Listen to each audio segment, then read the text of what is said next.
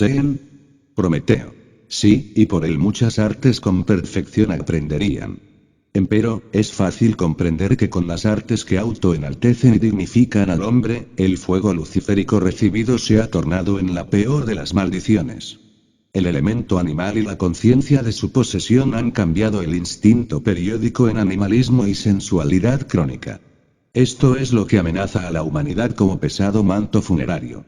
Así surge la responsabilidad del libre albedrío. Las pasiones titánicas que representan a la humanidad en su aspecto más sombrío.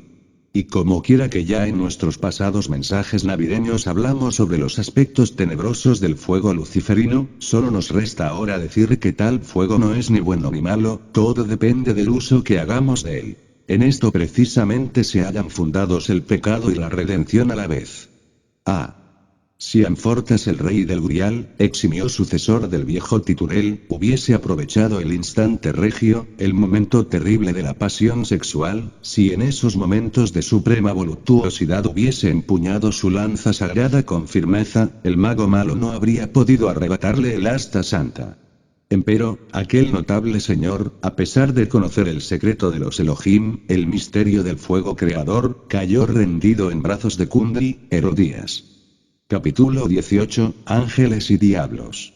El ultramoderno Lucifer Prometeo, involucionando espantosamente en el tiempo, se ha convertido ahora en Epimeteo. El que ve solo después del suceso porque la gloriosa filantropía universal del primero ha degenerado desde hace muchos siglos en interés y adoración propios. Oh dioses santos. ¿Cuándo podremos romper estas cadenas que nos atan al abismo del misterio? ¿En qué época de la historia del mundo resurgirá el brillante titán libre de antaño en el corazón de cada hombre? Morir en sí mismo es radical, si es que de verdad anhelamos con todas las fuerzas del alma armonizar las dos naturalezas divina y humana en cada uno de nosotros.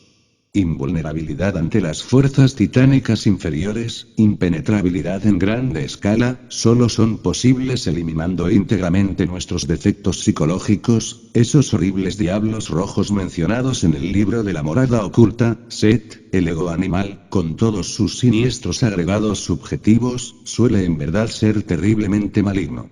Escrito está con carbones encendidos en el tremendo libro del misterio, que el don luciférico, terrible cual ninguno, se tornó más tarde y para desgracia nuestra y de todo este afligido mundo, sino en la causa principal, en el único origen del mal, Zeus tempestuoso, el que amontona las nubes, representa claramente a la hueste de los progenitores primarios, los Pitoris, los padres que crearon al hombre a su imagen y semejanza, no ignoran los pocos sabios que en el mundo han sido, que Lucifer Prometeo Mahasura, el dador del fuego y de la luz encadenado horriblemente al monte Cáucaso y condenado a la pena de vivir, representa también a los devas rebeldes que cayeron en la generación animal en el amanecer de la vida. No está de más citar en este libro algunos de esos titanes caídos al rayar el alba. Recordemos primeramente a Moloch, ángel otrora luminoso, horrible rey manchado con la sangre de los sacrificios humanos y con las lágrimas de los padres y de las desesperadas madres, si bien, a causa de los sonidos de tambores y timbales, apenas si se escuchaban los clamores de los hijos cuando, arrojados al fuego, se inmolaban despiadadamente a aquel execrable monstruo, bello dios de otros tiempos. Los amonitas le adoraron en Raba y en su húmeda llanura, en Argob y en Basam hasta las más remotas corrientes del Arno. Cuenta la leyenda de los siglos que Salomón hijo de David,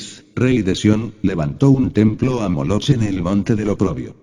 Dicen los 7 señores del tiempo que posteriormente el viejo sabio dedicó a tal ángel caído un bosque sagrado en el dulce valle de Hinnom, fecunda tierra perfumada que por tal motivo tan fatal, cambiara desde entonces su nombre por el de Tofet y la negra Gehenna, verdadero tipo del infierno, tras Moloch, hombre ángel de la arcaica Lemuria volcánica, donde los ríos de agua pura de vida manaban leche y miel. Viene luego Baal Peor, el obsceno terror de los hijos de Moab, que habitaban desde Aroer hasta Nebo y aún mucho más allá de la parte meridional del desierto de Abarim, gentes de Esebom y Aronaim en el reino de Sión y más allá de los florecientes valles de Sigma, tapizados de viñas y en Eleale, hasta el lago Asfaltites.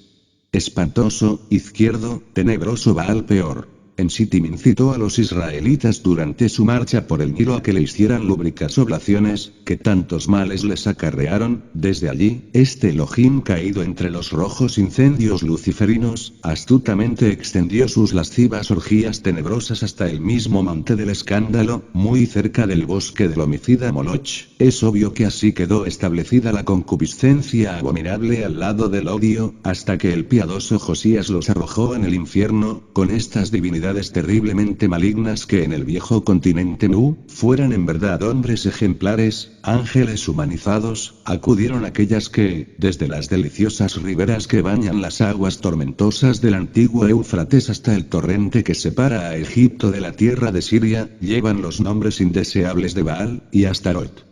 Continuando después en orden sucesivo aparece Beal.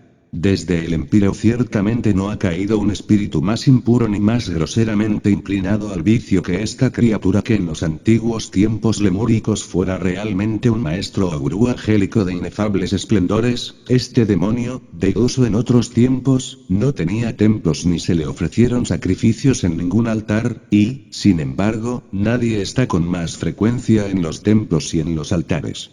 Cuando el sacerdote se vuelve ateo, como los hijos de Elí, que desgraciadamente llenaron de prostituciones y de violencia a casa del Señor, se convierten de hecho en esclavos de Belial, hierofante sublime de las épocas arcaicas de nuestro mundo, ángel delicioso, ahora malvado demonio luciférico. Reina también en los palacios y en las cortes fastuosas y en las ciudades disolutas, donde el ruido del escándalo, de la lujuria y el ultraje se eleva sobre las más elevadas torres, y cuando la noche oscurece las calles, entonces vagan los hijos de Belial llenos de insolencia y de vino. Testigos de ello son las calles de Sodoma y aquella noche horrible en que en una puerta de Gaaba se expuso una matrona para evitar un rapto más asqueante. Inspírenme musas. Háblenme dioses. Para que mi estilo no desdiga de la naturaleza del asunto. ¿Y qué diremos ahora de Azazel, glorioso querubín, hombre extraordinario de la tierra antigua? ¡Ay! ¡Ay! ¡Ay! ¡Cuánto dolor! Esta criatura tan excelente también cayó en la generación animal. ¡Qué terrible es la sed de la lujuria sexual! Despliega el caído del asta brillante la enseña imperial, que adelantada, extendida y agitada al viento, brilla como un meteoro, con las perlas y el rico brillo del oro que dibujan en ella las armas y los trofeos seráficos, y viene después Mamón, el menos elevado de los hombres ángeles de la antigua Arcadia, caído también en la generación bestial. Él fue el primero que enseñó a los habitantes de la tierra a saquear el centro del mundo, como así lo hicieron extrayendo de las entrañas de su madre unos tesoros que valdría más que quedasen ocultos para siempre. La banda codiciosa de Mamón abrió en breve una ancha herida en la montaña y extrajo de su seno grandes lingotes de oro. Y en cuanto al ángel Mulciber, ¿qué diremos ahora? No fue en verdad menos conocido, ni careció jamás de adoradores fanáticos en la antigua Grecia. Eso lo saben los divinos y los humanos. La fábula clásica refiere cómo fue precipitado desde el Olimpo, arrojado por el irritado Júpiter por encima de los cristalinos muros divinales. De nada le sirvió entonces haber elevado altas torres en el cielo, hombre genial de la raza purpúrea en el continente Nu, caído en los abismos de la pasión sexual. Y para concluir con esta pequeña lista de degosos fulminados por el rayo de la justicia cósmica, es necesario decir que de ninguna manera faltan en el Pandemonium, la gran capital de Satanás y de sus pares, Andramelech, del que tanto hemos hablado en nuestros pasados libros gnósticos, y Asmodeo su hermano, dos resplandecientes tronos del cielo estrellado de Urania, caídos también en la generación animalesca, hombres ejemplares, dioses con cuerpos humanos en la tierra de Nu, revolcándose abyectos en el lecho de Procusto, la hueste luciférica crística que encarnó en la Lemuria arcaica, inducida por aquel némesis o karma superior, que controla a los inefables y que es conocido como ley de la catancia, cometió el error de caer en la generación animal. Nefasta fue para la humana especie la caída sexual de los divinos titanes que no supieron usar el don de Prometeo y rodaron al abismo. Nuestros salvadores, los Agnisbatas, los titanes superiores del fuego luciférico, no pueden jamás ser engañados. Ellos, los brillantes hijos de la aurora, saben muy bien distinguir lo que es una caída de lo que es una bajada. Algunos equivocados sinceros se empeñan ahora en justificar la caída angélica. Lucifer es, metafóricamente, la antorcha conductora que ayuda al hombre a encontrar su ruta a través de los arrecifes y los bancos de arena de la vida. Lucifer es el logos en su aspecto más elevado, y el adversario en su aspecto inferior, reflejándose ambos en y dentro de cada uno de nosotros. Lactancio, hablando de la naturaleza de Cristo, hace del Logos, el Verbo, el primogénito hermano de Satán y la primera de todas las criaturas. Entre la gran tempestad del fuego luciferino se combaten mutuamente escuadrones de ángeles y demonios, prototipos y antitipos. Si aquel buen señor Amfortas, rey del Santo Grial, hubiese sabido usar atinadamente el don luciférico en el instante supremo de la tentación sexual, es ostensible que habría entonces pasado por una transformación radical. Capítulo 19, el bálsamo precioso.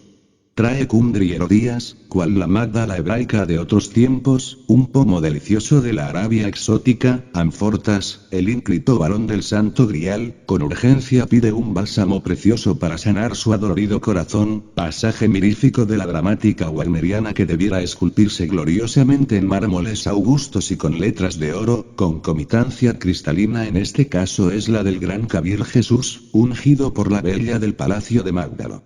Buena obra me ha hecho, dijo el adorable, siempre tendréis a los pobres con vosotros, y cuando queráis les podréis hacer el bien. Pero a mí no siempre me tendréis. Esta ha hecho lo que podía.